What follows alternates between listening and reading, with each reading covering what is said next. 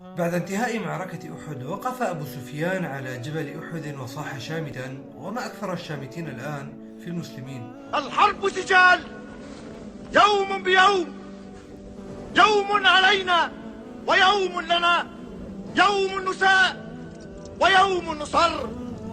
قولوا هبل. الحرب سجال، يوم بيوم بدر. أعلى هبل. فقال رسول الله صلى الله عليه وسلم: أجيبوه. قالوا: يا رسول الله وما نقول؟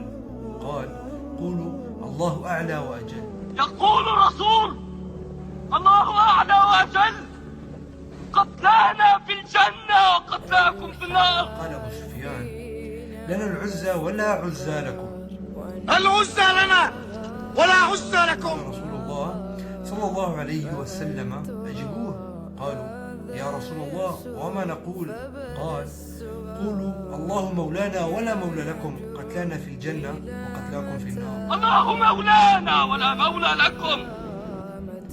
هذه عقيدتنا، ويجب علينا حفظ واستيعاب هذه الإجابة. وأنا أقول: الحرب سجال والأيام دول.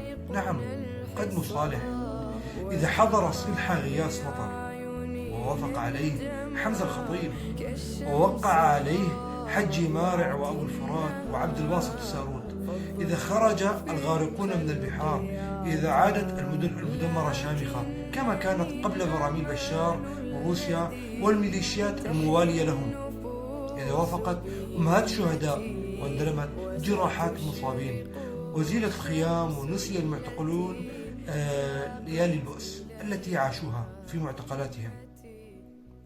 أنت تحلم، لن نصالح.